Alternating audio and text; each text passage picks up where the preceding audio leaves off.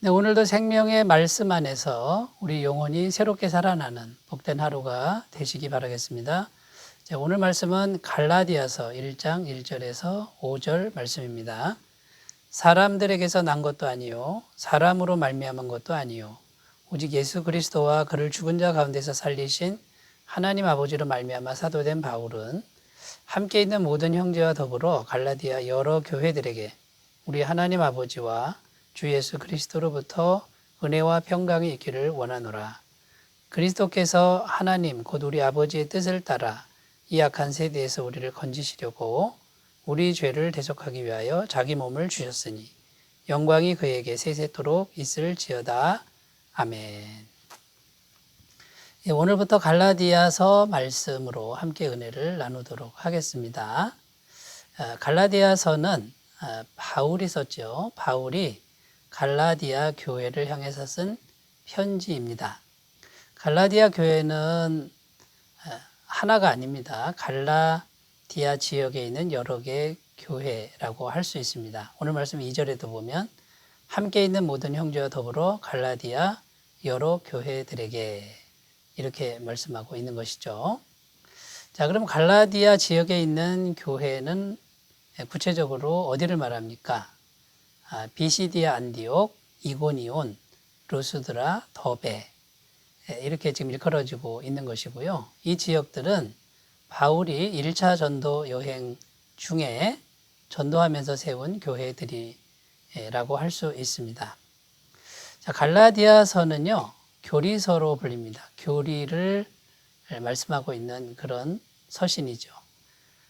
신약 성경에서 교리서는 로마서, 고린도전서, 고린도후서, 그리고 갈라디아서 이렇게 말을 하고 있습니다. 기독교의 교리를 잘 설명하고 있는 그런 교리서 중에 교리서라고 할 수 있는 그런 편지가 바로 갈라디아서라고 할 수 있습니다. 자, 그러면 갈라디아서에서 강조하고 있는 교리는 무엇입니까? 그것은 믿음으로만 구원받는다라고 하는 이신득의 믿음으로 구원받는다라고 하는 이 교리를 아주 강력하게 잘 설명하고 있는 이제 그런 내용이 갈라디아서의 주된 내용이 되겠습니다. 자, 이 갈라디아서를 그럼 왜 기록했을까요? 이 갈라디아서를 기록한 이유는 갈라디아 교회에 율법주의자들이 들어왔습니다. 유대인 율법주의자들이 들어와서 믿음으로만 구원을 받는 것인데 믿음으로만 구원은 안 된다. 율법의 행위가 더해져야 그래야 구원이다라고 가르치기 시작했다라는 겁니다. 그런데 갈라디아 여러 교회 성도들이 이 가르침에 넘어가게 됐고요.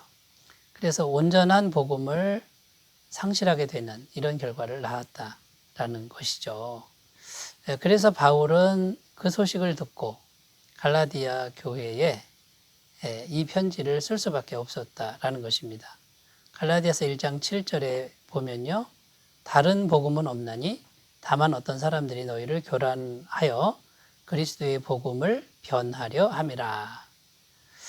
그러니까 바울이 전한 복음, 믿음으로만 구원이 완성된다라고 하는 이 복음 외에 다른 복음을 전하는 그런 사람들을 향해서 단호하게 말하는 겁니다. 다른 복음은 없다라고 지금 말을 하고 있는 것이죠. 자, 그래서 우리가 이제 갈라디아서 이제 오늘은 서론 부분인데요.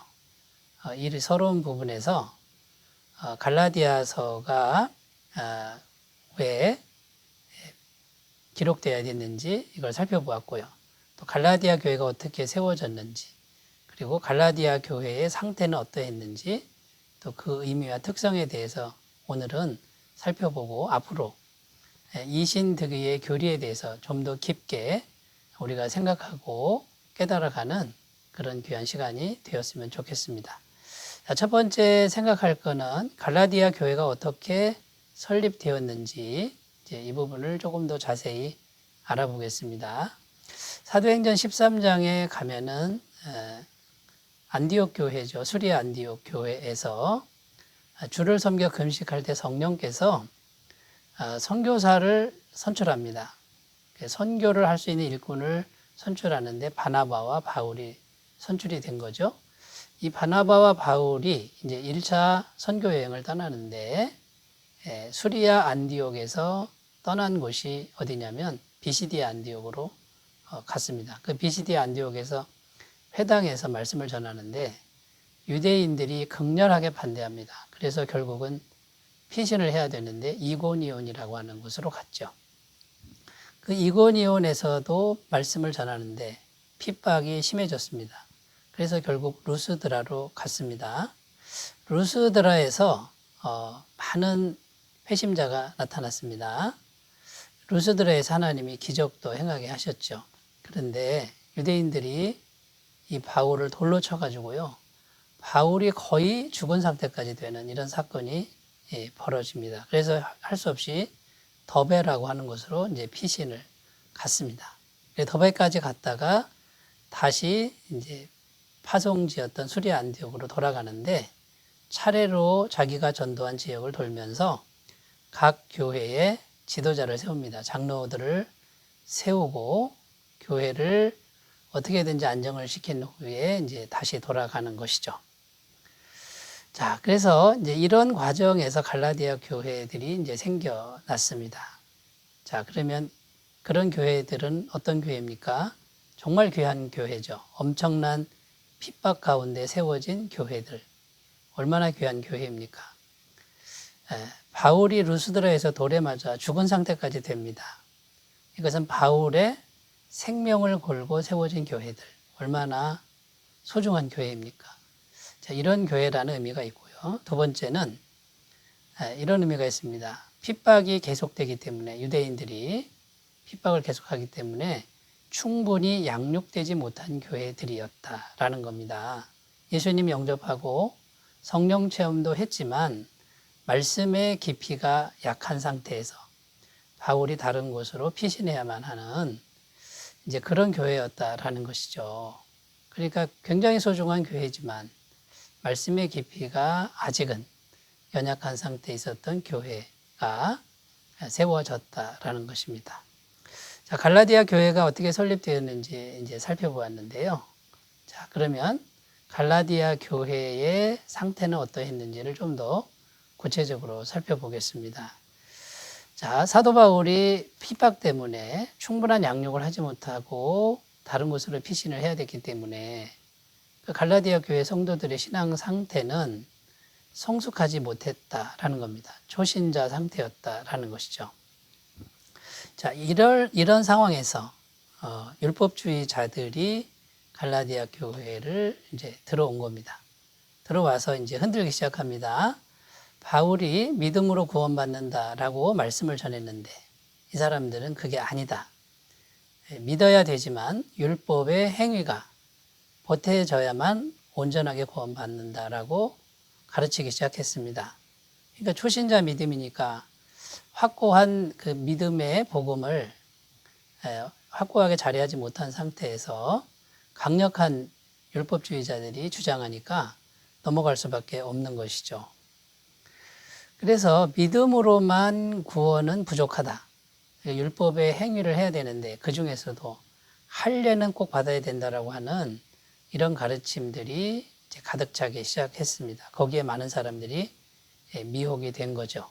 그리고 원래 갈라디아 교인들은 이방인들 아닙니까? 이방인들의 특징은 예수님 믿기 전에 우상을 숭배합니다. 그 우상 숭배도 정해진 율법의 형식을 그대로 지켜야 이루어지는 겁니다. 그러니까 율법의 준수에 더 익숙해져 있는 사고방식이었다라는 것이죠. 그러니까 미혹이 더 잘 된 겁니다. 이 갈라디아 교회의 상태가 이제 이런 상태였고 율법주의자들이 들어와서 유린하고 있는 복음을 무너뜨리고 있는 이제 그런 상태였다라는 것입니다. 여러분, 그런데 이런 갈라디아 교회의 상태가 오늘날 한국 교회 내에도 굉장히 많다라고 하는 것을 우리가 오늘 다시 한번 생각했으면 좋겠습니다. 예수 그리스도의 완벽한 죄사함과 예수 그리스도라고 하는 완벽한 하나님을 믿음으로 마음에 모시기만 하면 그 예수님의 완벽함 안으로 우리가 들어가는 것인데 믿기만 하면 되는데 그 외에 인간의 행위가 꼭 있어야 구원을 받을 것 같은 이런 가르침들이 한국 교회 내에도 많다라고 하는 것을 우리가 꼭 기억하셨으면 좋겠습니다. 여러분, 우리에게는 이런 부분이 없지는 않은가요? 돌아보셨으면 좋겠습니다. 자, 세 번째 생각할 거는요.